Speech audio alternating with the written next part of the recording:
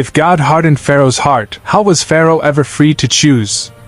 And if he wasn't free, why did God punish him? This question has bothered people for thousands of years. And honestly, it should bother you. Because here's what the text actually says.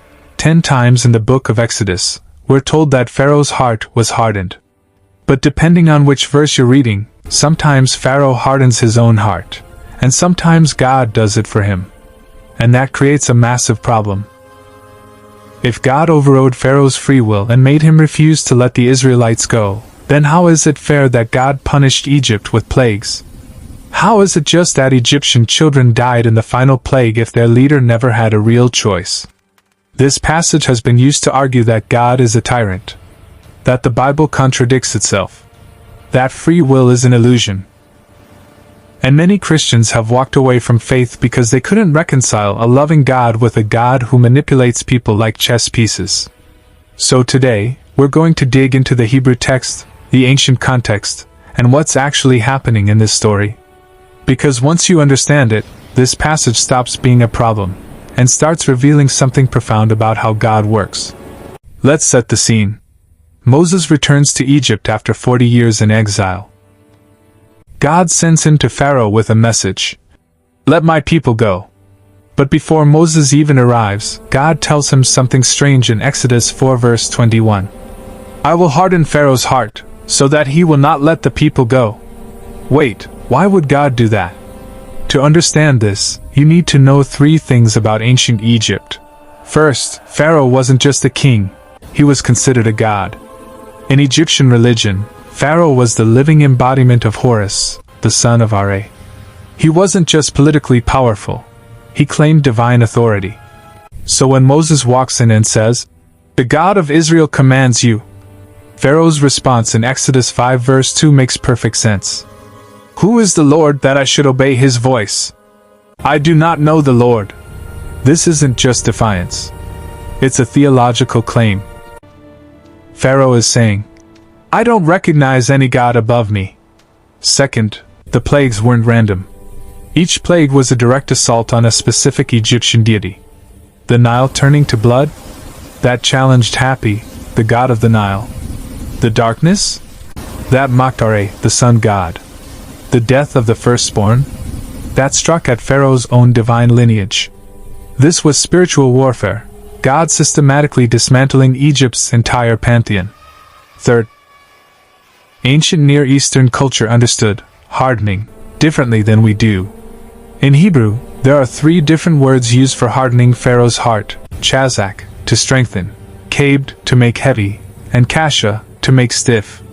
These words don't necessarily mean God removed Pharaoh's ability to choose. They mean God strengthened Pharaoh's existing resolve, making him more of what he already was. Think of it like this: if you leave butter in the sun, it melts. If you leave clay in the sun, it hardens. Same sun, different response based on what's already there. So here's what's actually happening in the text step by step. Phase 1. Pharaoh hardens his own heart. The first 5 times Pharaoh's heart is hardened, the text explicitly says Pharaoh did it himself. After the plague of blood, frogs, and gnats, Exodus 8 verse 15 says, Pharaoh saw that there was relief, he hardened his heart. Pharaoh made a choice. Every single time God sent a plague, Pharaoh panicked and said, Okay, they can go. Then the plague stopped, and Pharaoh changed his mind. This is important. God gave Pharaoh multiple opportunities to choose differently. And every time, Pharaoh chose pride over compassion, power over justice. Phase 2. God hardens Pharaoh's heart. Starting with the 6th plague, the text shifts. Now it says God hardened Pharaoh's heart. But here's the key question: what changed? Nothing about Pharaoh. He was already committed to his position. God simply removed the external pressure, the fear of consequences, that might have made Pharaoh act against his true nature. God let Pharaoh be fully who he chose to be. The Reformed theologian John Calvin described it this way: God doesn't implant evil in Pharaoh's heart. He withdraws the restraining grace that might have softened it. It's like a parent who warns a stubborn teenager over and over, and finally says, "Fine. You want to learn the hard way? Go ahead." The parent isn't forcing the bad decision. They're stepping back and letting natural consequences unfold. But why would God do this? Here's where the text gives us the answer. Over and over God says, "I'm doing this so that Egypt will know that I am the Lord." And in Exodus 9 verse 16, God tells Pharaoh directly, "I have raised you up for this very purpose, that I might show you my power and that my name might be proclaimed in all the earth." God wasn't playing games. He was making a public, undeniable demonstration that the gods of Egypt were powerless. That Pharaoh, despite all his claims, was not divine. That there is only one true God, and he stands with the oppressed, not the oppressor. Phase 3. The pattern reveals the principle. Here's something most people miss. The Bible uses this same, hardening, language elsewhere, and it's always in the context of persistent rebellion. In Isaiah 6, God tells the prophet that his message will make people's hearts dull, not because God wants them to reject truth, but because they've already chosen to.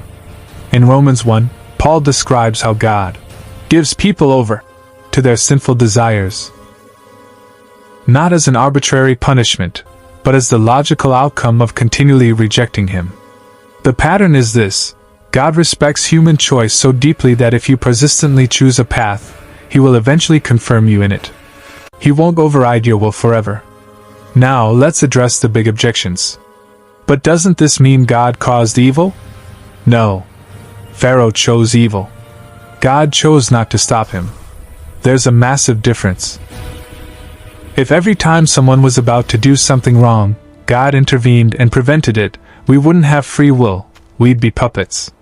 The fact that God allows evil to run its course is actually evidence that our choices matter. But what about the innocent Egyptians who suffered? This is the right question to ask, and it's one the text doesn't shy away from. The plagues escalated precisely because Pharaoh kept refusing. And Exodus makes it clear that some Egyptians did listen, in Exodus 9:20. Some Egyptians feared God's warning and brought their livestock inside before the hail. Even in judgment, God provided a way out for those who would listen. The tragedy isn't that God was unfair to Egypt. The tragedy is that Pharaoh, who had absolute power, valued his pride more than his people's well-being. So do we have free will or not? Here's where Christians throughout history have disagreed, and that's okay. But here's what the text clearly shows: Pharaoh made real choices. Those choices had real consequences. And God worked through those choices to accomplish his purposes. It's not either/or. It's both/and. You're not a robot. But you're also not sovereign over the universe. God can be in control of the big picture while you're still responsible for your decisions. The mystery isn't a cop-out. It's the reality of relating to a being infinitely greater than ourselves. Let me ask you this.